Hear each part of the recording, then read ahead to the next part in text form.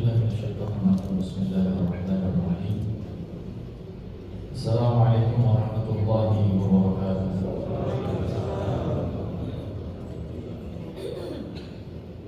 Alhamdulillahirabbil alamin. Wal 'aqibatu lil muttaqin wa la 'udwana illa 'alal zalimin. Asyhadu an la ilaha illallah wahdahu la syarika lah. Iyyaka na'budu wa iyyaka nasta'in. Wa asyhadu anna sayyidana Muhammadan 'abduhu wa rasuluh. المبعوث رحمة للعالمين. اللهم ربنا صل على سيدنا وحبيبنا وشفيعنا وقدوتنا وقرة أعيننا ومولانا محمد وعلى آله وصحبه ومن تبعهم بإحسان إلى يوم الدين. سبحانك لا علم لنا إلا ما علمتنا إنك أنت العليم الحكيم. لا إله إلا أنت سبحانك إنا كنا من الظالمين. اللهم لا سهل إلا ما جعلته سهلا وأنت تجعل الحزن إذا شئت سهلا. اللهم علمنا ما ينفعنا وانفعنا بما علمتنا وارزقنا علوما تنفعنا في ديننا ودنيانا وآخرتنا برحمتك يا أرحم الراحمين. طبتم وطاب مشاكم وتبوأتم من الجنة منزلا أما بعد. Alhamdulillah, kita bersyukur kepada Allah Subhanahu wa taala. Salawat dan salam kita hadiahkan kepada suri tauladan kita, Nabiullah Muhammad sallallahu alaihi wasallam. Baik jemaah sekalian yang dimuliakan Allah Subhanahu wa taala, kita lanjutkan pembahasan kita tentang asma Allah. Berikutnya adalah Al-Khaliq. Dalam beberapa ayat disebut sebagai Al-Khallaq.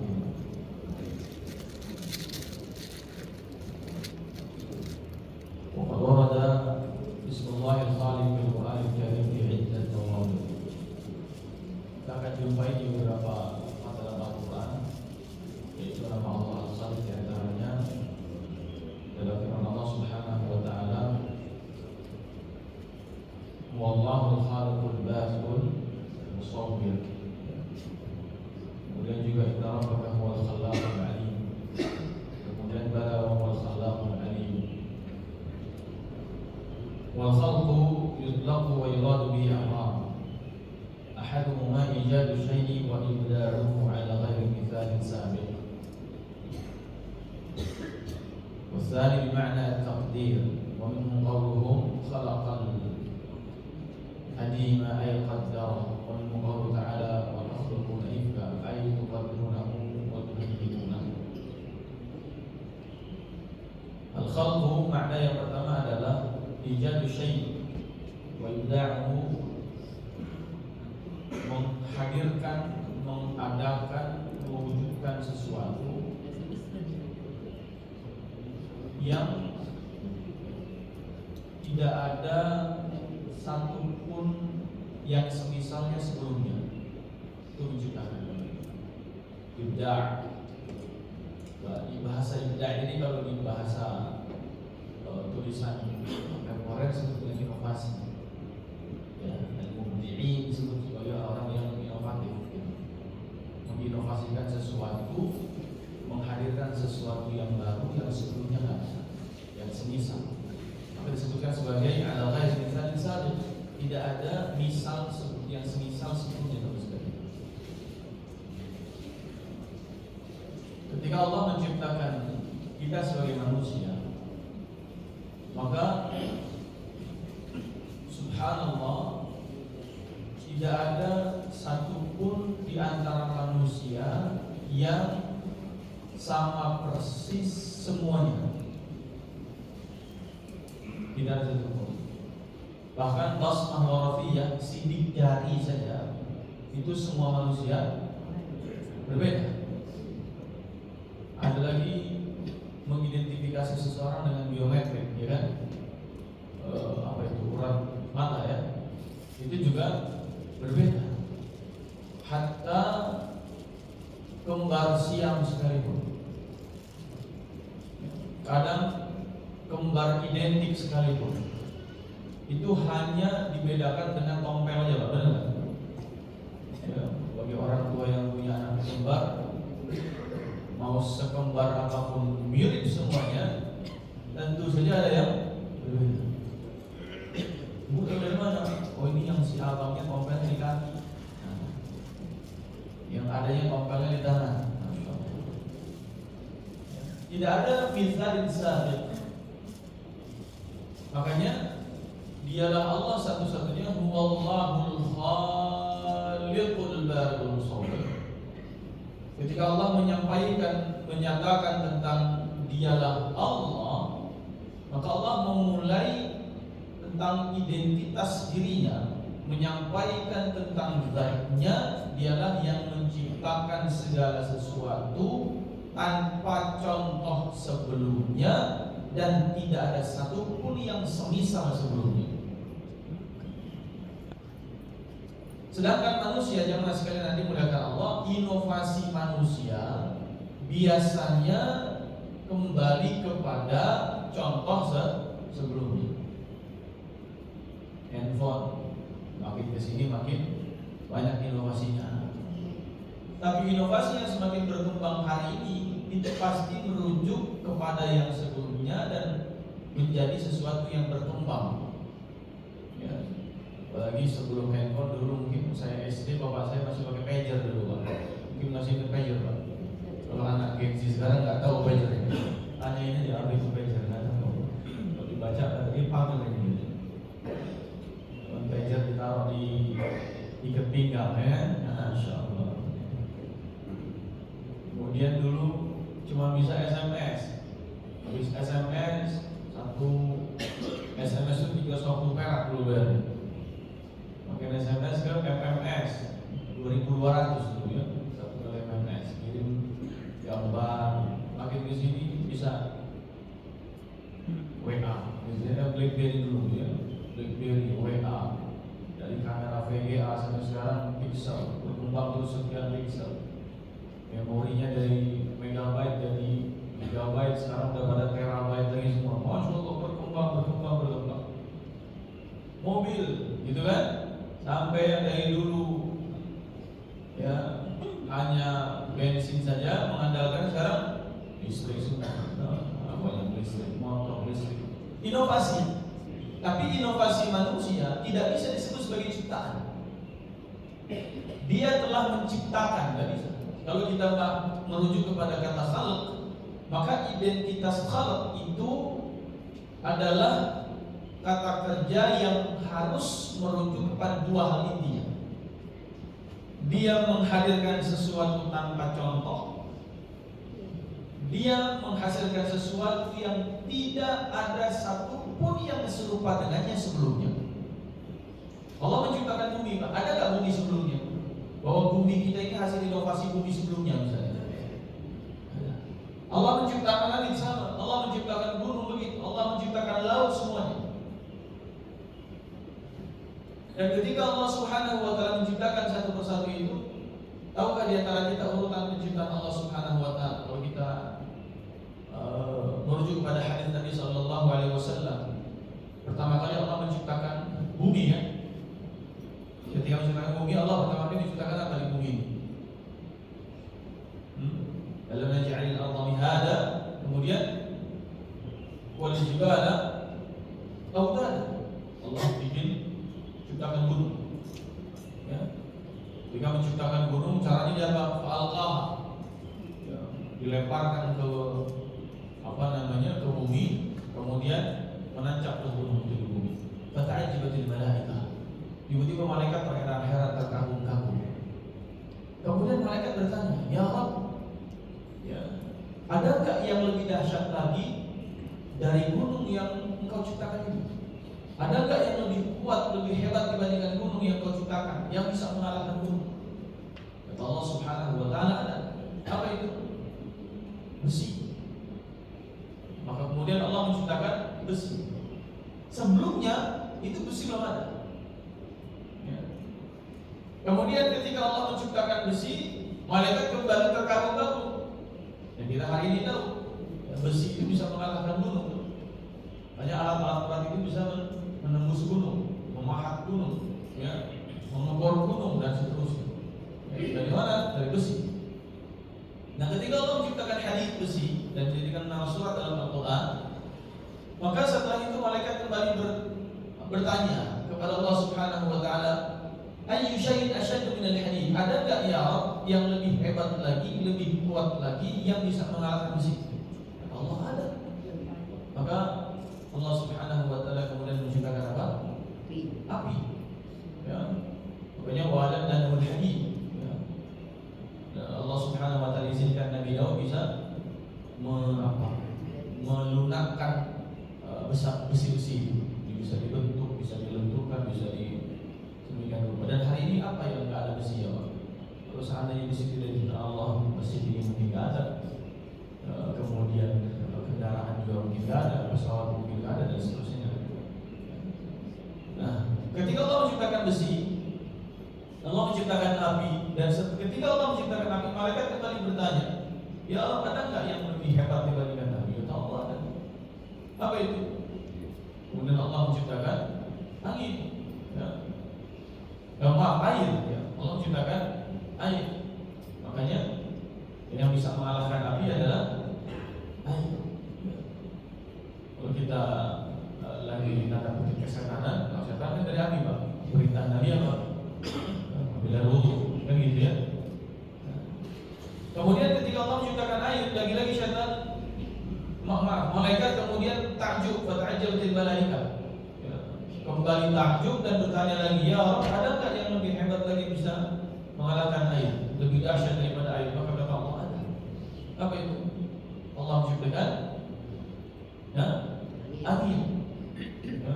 Makanya awan-awan yang setelah proses kondensasi pengembunan di awan itu, bagaimana cara turunnya hujan itu Pak? Prosesnya salah satu lewat ya, angin kan, ada angin dari mana ya, dari Australia itu kan, hujan kita di daerah Pulau Jawa dan seterusnya itu ya, dihembuskan angin, kemudian turunlah hujan.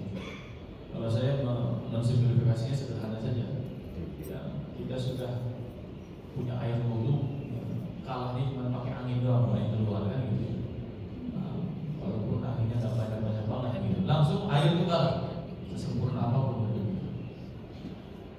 Setelah Allah menciptakan angin, maka berikutnya juga adalah malaikat kembali takjub kepada Allah Subhanahu wa taala dan kembali bertanya, ya Rabb, ada enggak yang juga bisa mengalahkan angin? Ciptaanmu berikutnya. Kata Allah ada. Siapa itu? Apa Pak kira-kira bisa mengalahkan angin? Hah? Gunung. Balik lagi. Lihat proses berikut. Prosesnya Pak. Nggak ada satupun yang sama. Dari gunung menjadi besi berikutnya, habis besi kemudian api, habis api kemudian air, habis air kemudian angin. Nggak ada, itu inovasi kan? Baru semua. Makanya setelah khalq. Setelah angin apa? Kata Allah Subhanahu wa taala, aku ciptakan Bani Adam, manusia. Lalu apa maksudnya? Manusia ini bisa mengalahkan semua. Lebih hebat dari semuanya. Ada nggak manusia yang bisa menaklukkan angin?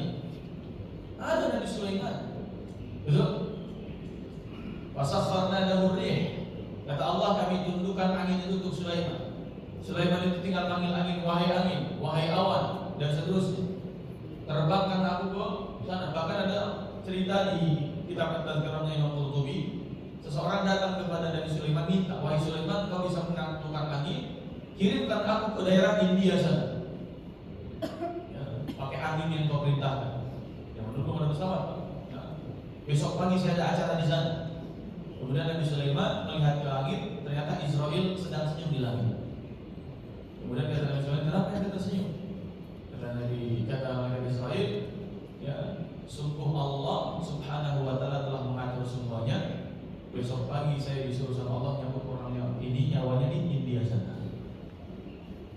Jadi ternyata ya, permintaan dia diantarkan ke India itu dalam rangka memudahkan tugasannya. Masya Allah. Mau kemana pun Pak, ya Israel sudah menjadi wajah ketahnya. Sehingga kata Qurtubi dalam kitabnya itu, begitulah kira-kira kita akan diperjalankan kalau memang sudah jadwalnya, di mana tempatnya, kapan kejadiannya,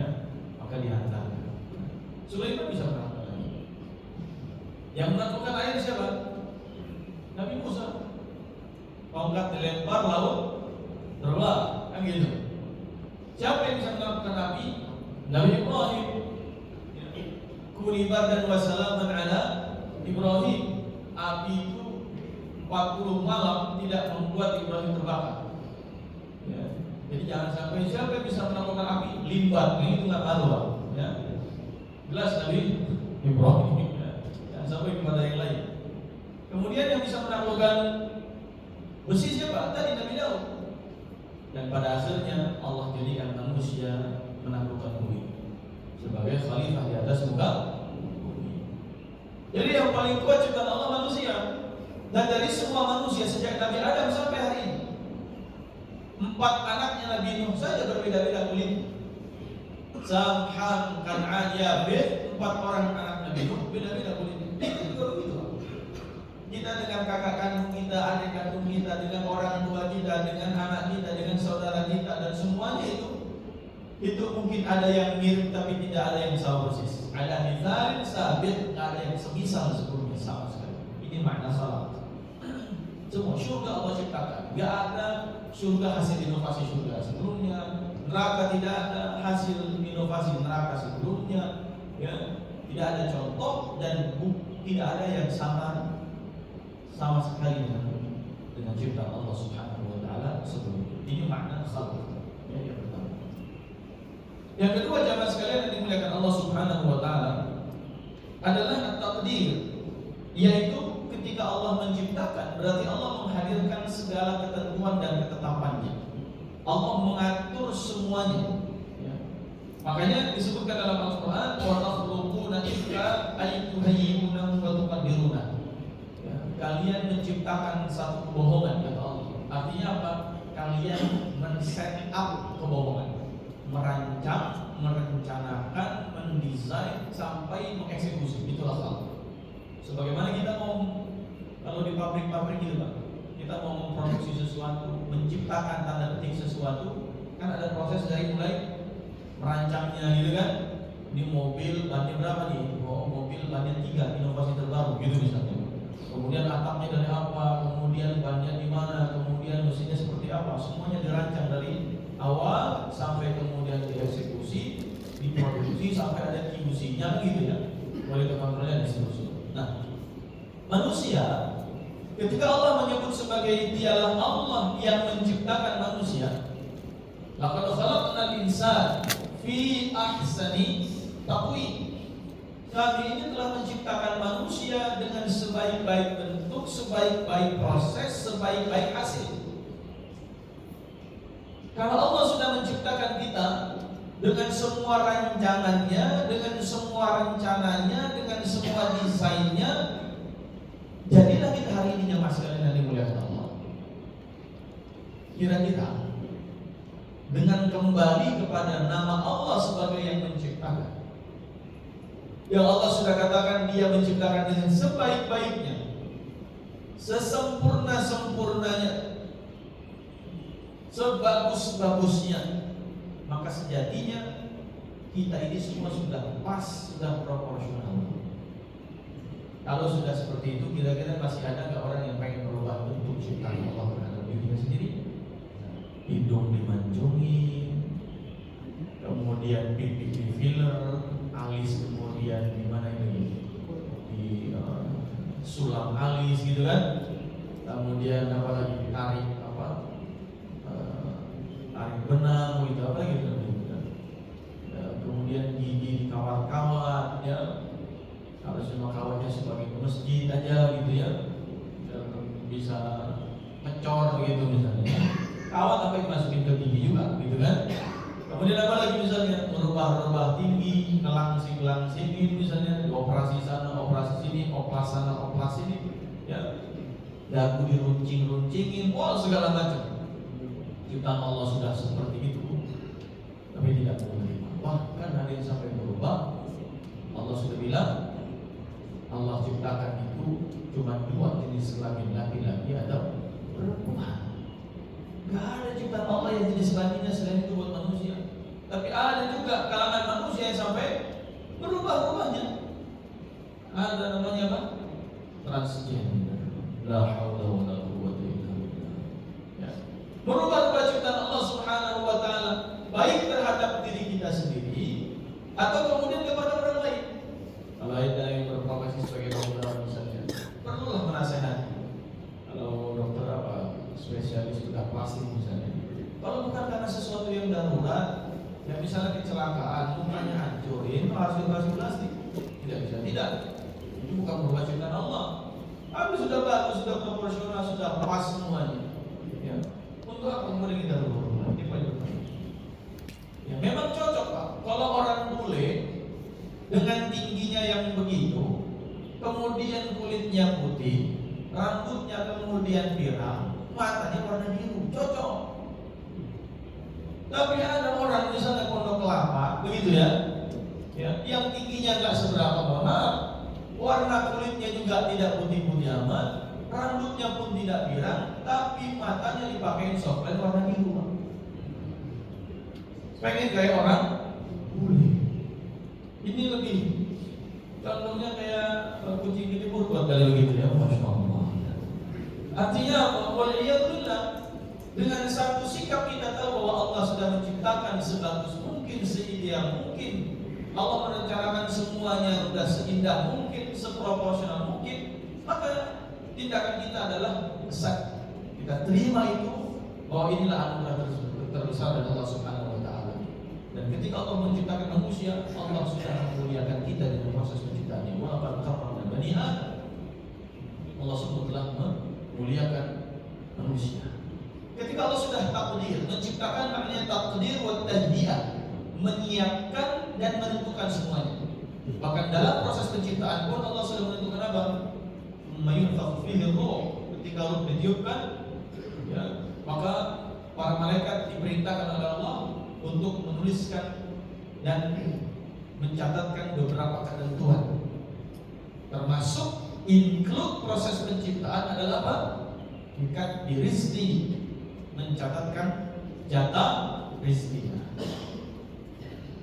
Kemudian apa? Wa ajalihi, menuliskan catatan tentang ketentuan jatah ajalnya, umur.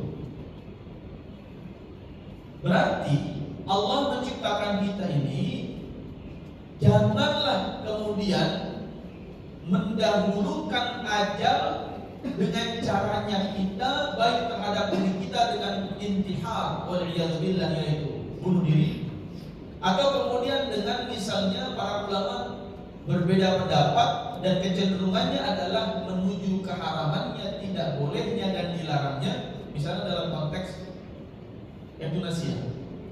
Ya. Euthanasia itu apa? Apa euthanasia? Hah?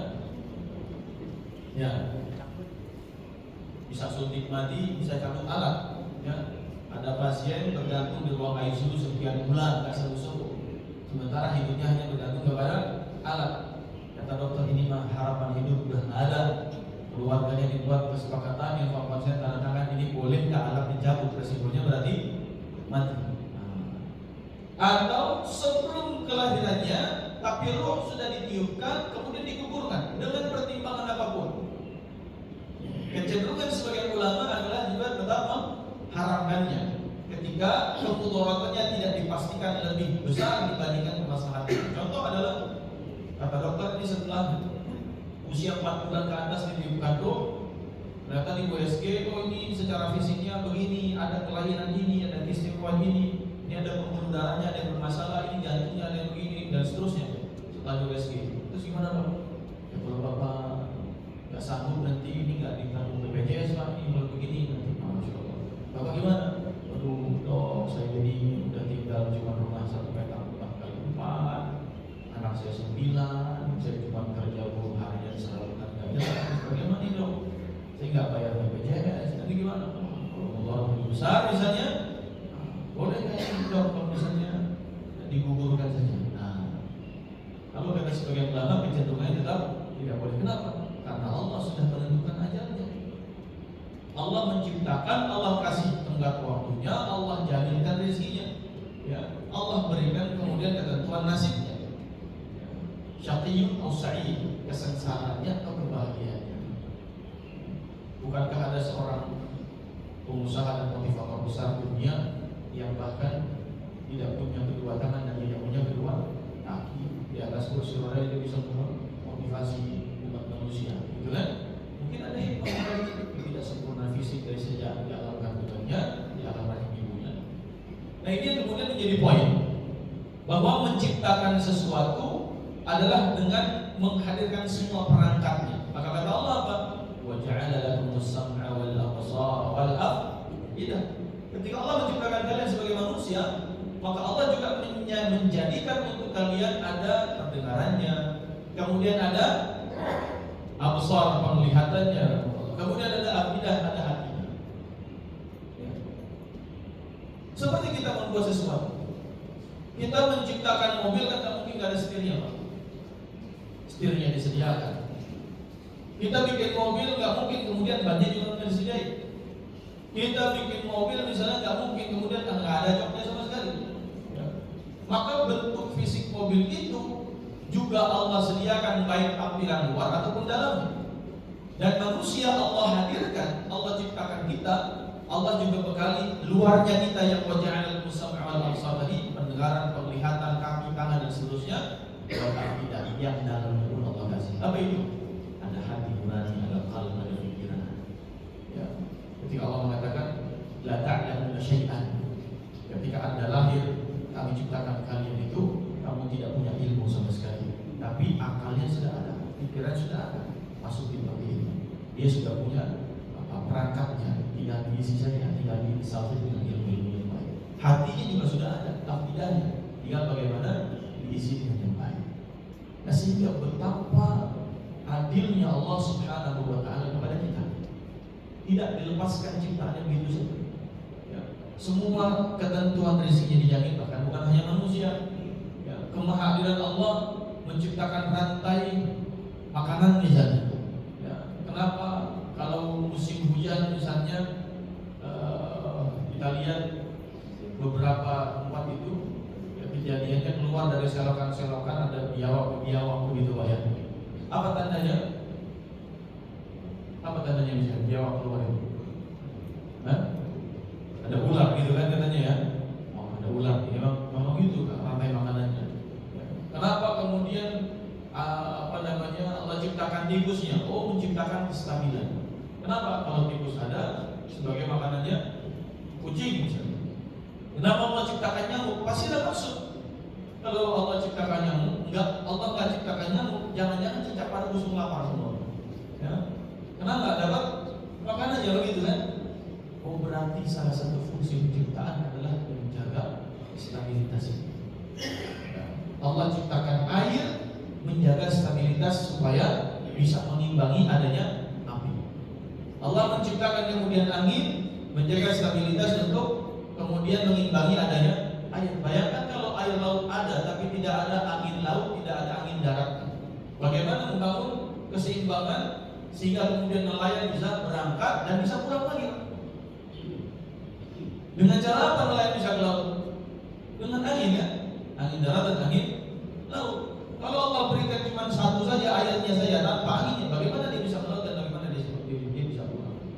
Sehingga subhanallah, kata para ulama, ketika Allah mentakdirkan penciptaannya dalam rangka menjaga keseimbangan dan stabilitasnya, Allah ciptakan neraka supaya ada keseimbangan, ada neraka, ada surga. Enak aja surga doang. Yang bikin dosa bagaimana ntar? Ya.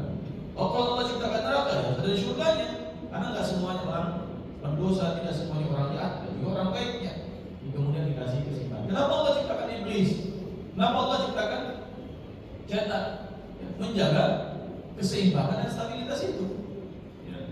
Tidak hanya punya kecenderungan kebaikan dalam hati kita, bahkan diinstal dalam hati kita, alhamaha fujuraha wa taqwaha.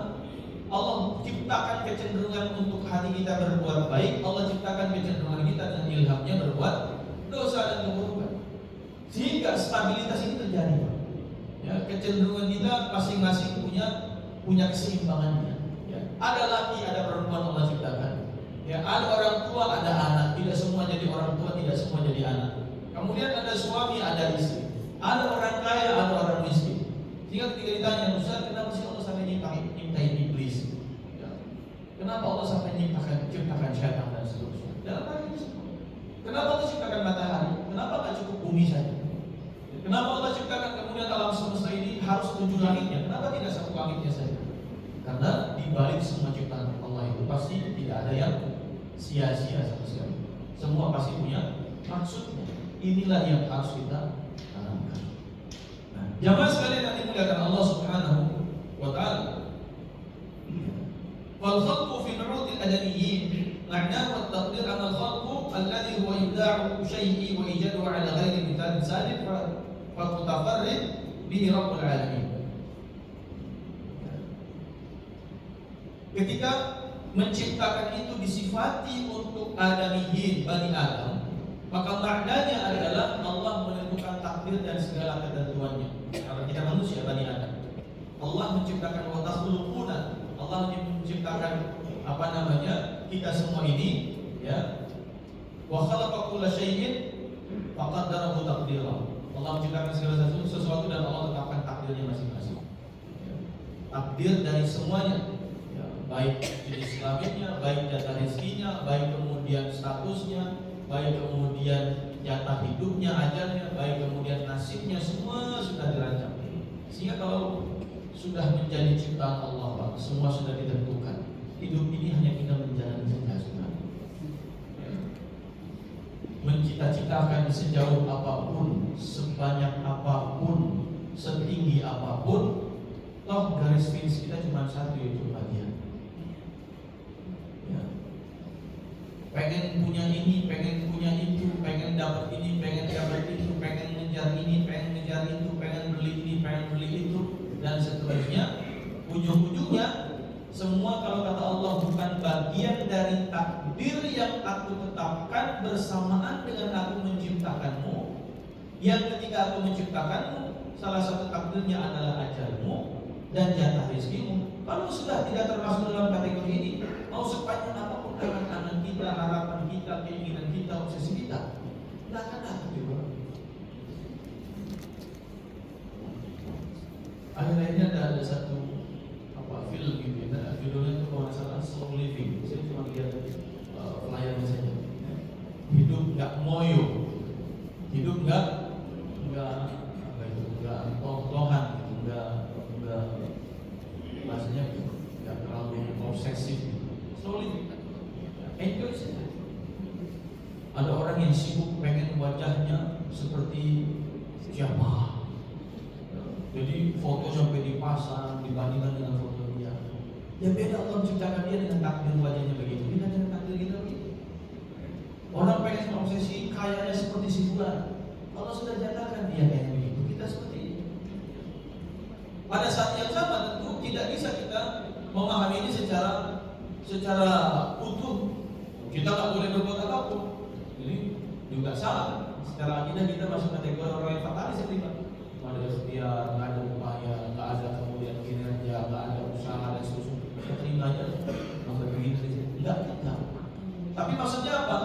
Ketika sudah Allah menentukan berapa takarannya, seperti apa ketentuannya, bagaimana nasibnya, seperti apa jatahnya dan seterusnya, kita tidak ingin menyerupai orang lain dari semua hal yang sudah Allah tentukan begitu. Karena penciptaan itu tidaklah menghasilkan keserupaan. Jangan nyerupai. Saya pengen sama kayaknya sama media, nggak bisa. Orang fisik saja kita nggak akan sama dengan dia. Itu yang saya maksud dengan penciptaan. Tidak ada satu penciptaan Allah yang akan Allah samakan di dunia ini. Terus kita ajal, kita bicara ajal. Ada yang bisa menentukan persis jumlah jatah usianya, nggak bisa. Oke, jatah usia sama-sama 59 tahun, sama-sama 60 tahun. Tapi berapa jumlah jatah bulannya? Berapa jumlah jatah harinya? Berapa jumlah jatah malamnya atau siangnya? Sama-sama 59 tahun, sama-sama 11 bulan, sama-sama kemudian 2 hari. Tapi yang satu meninggalnya malamnya, yang satu meninggalnya pagi. Tidak sama jatah usia. Ketika kemudian Allah juga menghadirkan kita diciptakan oleh Allah Subhanahu wa taala dengan katakanlah jatah rezekinya, tidak akan sama. si kakak dapat ini, si adik dapat ini. Kita bilang apa? Ya kan rezeki masing-masing kan. Belum tentu yang adik punya, kakak harus punya. Belum tentu yang kakak dapat, adik juga harus dapat. Masing-masing ada jatah rezekinya kan. Kamu sudah umur 5 tahun, sepedamu lebih besar. Kamu yang adik baru 3 tahun, sepedamu tentu gak bisa sama dengan kakakmu yang lebih besar. Ya. Menuntut hal yang sama dalam proses penciptaan, dalam hal penciptaan tidak akan bisa. Sehingga ketika Allah mengatakan tentang huwal khaliqul bari'ul musawwir, dia yang dengan segala ciptaannya dia menciptakan, dia juga yang bari. Dia juga yang musawwir, menghadirkan semua gambaran secara utuh, semuanya Allah yang menghadirkan. Sehingga fa'usina siwa iyyakum, maka fal khalqu fi nu'util adamiyyin, ciptaan kalau dikaitkan dengan adamiyyin, Bani Adam yaitu manusia, maka maknanya langsung berubah menjadi takdir, ketentuan. Segala yang Allah ciptakan, Allah juga menghadirkan semua ketentuannya. Dan ketentuan Allah dikaitkan dengan penciptaan, berarti ketentuan Allah tidak ada yang sama persis semuanya. Ya, ajal, rezeki, nasib, nggak ada yang sama persis. Kita sederhana sekali misalnya kita melihat, ya, walaupun sama-sama masuk kerjanya, yang satu udah 20 tahun tapi masih katakanlah masih kasih kepala seksi. Ada yang masuknya sama-sama tapi 20 tahun kemudian dia sudah bisa kabang misalnya. Bisa nggak sama? Nggak bisa sama. Walaupun sama-sama masuk, sama lahir di dunia, di bulan yang sama, di hari yang sama, di jam yang sama, nasibnya 20 tahun ke depan belum tentu sama. Ini kita sebut dengan paket input takdir. Paket input ketentuan dan ketetapan Allah di balik makna akhir, yaitu ciptaan. Tetapi ketika ciptaan itu dimaksudkan adalah menghadirkan sesuatu yang sebelumnya tidak ada, maka fa'utafarrid bihi Rabbul Alamin. Hanya Allah Subhanahu wa Ta'ala lah yang dengan kesendiriannya, dengan ketunggalannya tidak ada yang bisa ikut campur. Menciptakan bumi tidak ada satu yang ikut campur. Tentang kapan terjadi kiamat, ketentuan tidak ada satu yang ikut campur. Tapi kalau berkaitan dengan manusia, Allah mengatakannya atau para ulama menyimpulkannya disebut dengan takdir. Nah, takdir ini punya peran serta manusia. Kita bersedia berupaya, kita mendapatkan ilmu, kita belajar, kita punya relasi, kita punya akhlak yang mulia, kita punya edit yang baik dan seterusnya, itu bisa berpengaruh terhadap ketentuan. Tapi kalau yang sifatnya menciptakan alam semesta, itu tidak ada satupun intervensi, keterlibatan, keikutsertaan siapapun kecuali hanya Allah dengan ketunggalannya. Menciptakan surga, neraka dan seterusnya itu hanya Allah Subhanahu wa Ta'ala. Bahkan dalam sebagian penjelasan ulama, yang mencabut nyawa juga adalah Allah. Israel itu, ya, itu tidak sampai mencabut nyawa dalam tanda petik dan sebagian ulama. Dia hanya ditugaskan untuk nazar. Nazar itu mencabut saja. Nazar ruh tidak sampai mengeluarkan dan mematikan. Karena yang menghidupkan dan mematikan hanya Allah. Walladzi yuhyi wa yumiit fa amatahu tsumma amatahu fa aqbara. Dialah yang mematikan. Ruh tercabut belum tentu mati, tapi kalau mati sudah pasti ruh tercabut. Nah, tugasnya Israel hanya mencabut, tidak sampai mematikan kita. Dan yang mewafatkan hanya Allah Subhanahu wa Ta'ala. Bahkan yang mewafatkan Israel pun hanya Allah. Israel juga wafat kan? Dalam dua hadisnya Israel cabut nyawa sendiri, kemudian dia kesakitan dan dia bilang dalam teriakannya, kalau saya tahu mencabut nyawa itu sesakit ini, pasti saya pun mencabutnya lebih ringan. Ya, itu sudah terlambat dia tahunya, harusnya dari dulu kan dia tahunya. Kita juga nggak sakit-sakit banget, tapi itu ya. Atau yang kedua kata Allah, wahai Israel, matilah anda, kun fayakun, maka seketika Israel juga mati. Ada dua riwayat tentang. Nah berikutnya adalah sebagaimana dalam Al-Quran, hal min khaliqin ghairullah, apakah ada yang menciptakan selain Allah? Ini berkaitan dengan alam semesta. Wa qala ta'ala hadza khalqullah fa'aruni madza khalaqal ladzina min duni bal adh-dhalimuna fi dhalalin mubin. Ya, inilah ciptaan Allah dan coba perlihatkan kepada saya, ya, apa-apa yang diciptakan oleh selain Allah Subhanahu wa Ta'ala kalau memang mereka benar sebagai pencipta, dan sungguh orang-orang zalim berada dalam kesesatan yang nyata. Macam perdebatan yang luar biasa antara Ibrahim alaihissalam dengan Namrud. Dalam riwayat itu beberapa menyebutkannya dengan Mukhtanasar. Ketika Ibrahim berkata, Tuhanku itu adalah Rabbi alladzi yuhyi wa yumiit. Tuhanku itu Tuhan yang bisa menghidupkan dan mematikan. Maka sang raja baik Namrud atau Mukhtanasar dalam kedua pendapat itu, dia mengatakan apa? Oh, kalau cuma menghidupkan dan mematikan saya juga bisa. Saya juga Tuhan. Ya, saya bisa menghidupkan, saya bisa mematikan. Bagaimana caranya? Dipanggil pengawal istana. Wahai pengawal, keluarkan 2 tahanan dari dalam penjara. Kemudian keluarkanlah 2 tahanan ini. Kemudian kata sang raja di hadapan Ibrahim alaihissalam, dikatakan kepada algojonya, wahai algojo, bunuh satu dan biarkan hidup satunya. Seketika satu di antara 2 tahanan tadi dibunuh. Kemudian ketika itulah raja tadi mengatakan, qala ana uhyi wa umiit. Ya, saya juga bisa menghidupkan, saya juga bisa mematikan. Sudah merasa sebagai Tuhan. Kemudian apa kata Nabi Ibrahim alaihissalam dengan segala kecerdasan yang Allah berikan kepadanya? Yang Allah katakan, famuhidal ladzi kafar. Orang kafir itu dibuat tak berkutik, tidak bisa berkata-kata sama sekali setelah ini. Apa kata Ibrahim alaihissalam? Tuhan saya adalah Tuhan yang bisa ya'ti bisyamsi minal masyriq. Dia menciptakan matahari dan mengatur matahari untuk terbitnya itu selalu dari timur. Kalau memang Anda juga Tuhan, Anda harus bisa mengatur. Maka tunjukkan ke hadapanku sekali saja Anda datangkan matahari itu terbitnya dari barat. Biha minal maghrib. Datangkan sekali saja dia dari barat. Aku itu dari Java. Tiba-tiba sang raja diam, tak berkutik, tak bisa menjawab dengan kecerdasan logika Ibrahim alaihissalam. Jamaah sekalian yang diberkahi, ini tidak maksud dengan Allah menciptakan dan Allah juga mengatur. Dari mana dia terbit, ke mana dia bergerak, seperti apa dia berputar, siapa yang memutari, siapa yang diputari, siapa yang menjadi putar pusat atas dunia, siapa kemudian yang mengelilinginya. Bagaimana perputaran waktu antara siang dan malam yang hanya disebabkan karena perputaran terhadap matahari dan waktu malam dan siang ditentukan oleh Allah. Allah bergilirkan atas kita hari-hari, bulan, siang, malam dan seterusnya. Ini disebut dengan segala keteraturan ketika Allah sudah menciptakan sesuatu. Nah, poin berikutnya jemaah sekalian yang dimuliakan Allah. Sebagaimana kalau kita sebagai manusia menciptakan sesuatu, biasanya ada guidebooknya nggak? Ada buku petunjuknya.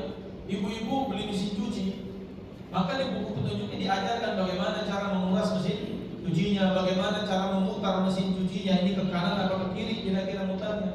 Ditunjukkan kalau mau spin begini, kalau mau wash begini, kalau dan seterusnya. Pintunya di atas atau di depan dan seterusnya. Cara buka pintunya bagaimana, handle-nya seperti apa, tugasnya bagaimana, semua diatur. Wattnya, batasannya, stabilizernya seperti apa dan seterusnya. Diatur sedemikian rupa dengan guidebook-nya. Di situ pula biasanya diselipkan asuransinya. Apa petunjuk ciptaan Allah terhadap kita? Ketika Allah menciptakan kita, Allah kasih tahu petunjuk mengelola diri ini seperti apa. Ya. Cara mengelola pikiran, cara kemudian menenteramkan hati, cara mensyukuri mata, lisan, telinga, tangan dan kaki, cara kemudian melihat segala kebesaran Allah dalam diri kita. Ya.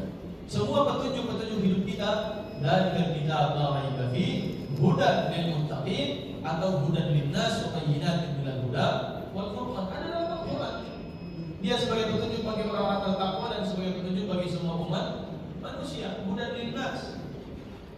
Jangankan orang bertakwa, orang-orang non-muslim saja banyak mengambil ibrah dari Al-Qur'an sebagai petunjuk mereka.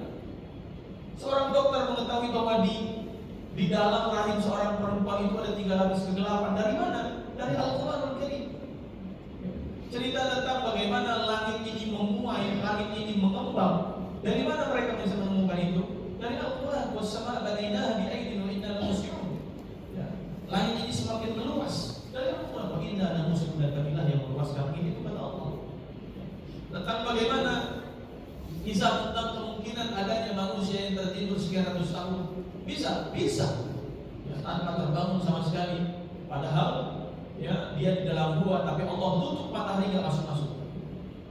Membuat orang akhirnya apa? Tidurnya nyenyak sekian lama, 309 tahun ashabul kahfi. Coba aja Pak buktikan. Ya, kita tidur di kamar, tutup semua, matahari nggak usah dikasih akses masuk ke dalam kamar kita, semua ditutup, gordennya ditutup, kemudian cahaya ditutup, matikan semua. Kira-kira kita sholat subuh bisa jam berapa? Mungkin bisa siang, kita tidurnya terlelap dan tidak mau bangun, malas bangun dan seterusnya. Gambaran bahwa cahaya matahari termasuk yang membuat kita punya gairah untuk bisa bangun. Ini Allah tutup, kan kata Allah. Gua itu kami tutup sehingga matahari tidak masuk. Hampir semua di sini teori-teorinya. Kemudian bagaimana Allah membedakan antara sinah dengan naum? La ta'khudhuhu sinatun wa la naum. Ada tidur, ada kemudian tidur sekejap. Ya. Dalam konteks medis itu ada orang tidur di gelombang alfa, ada orang tidur di gelombang beta, ada orang tidur di gelombang theta dan seterusnya. Kalau sudah deep sleep gitu ya, itu di gelombang kira-kira berapa itu? 5 atau di bawah 5 katanya gitu ya, untuk bisa tidur nyenyak dan seterusnya.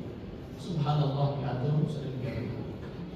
Sehingga bagaimana cara mengelola semua ciptaan Allah, ada petunjuknya, ada kemudian guidebooknya, ada kemudian hudannya, ada bimbingannya, ada aturannya. Kenapa kita harus aturan, Pak? Kembali pada poin kedua, bahwa Allah menciptakan itu untuk menjaga stabilitas dan keseimbangan. Kita merusak petunjuk, tidak sesuai menjalankan sesuatu dengan petunjuk, yang terjadi apa?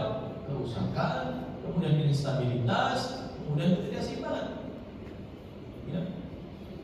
Contoh, Allah hadirkan pohon di dunia ini. Allah ciptakan pohon buat apa?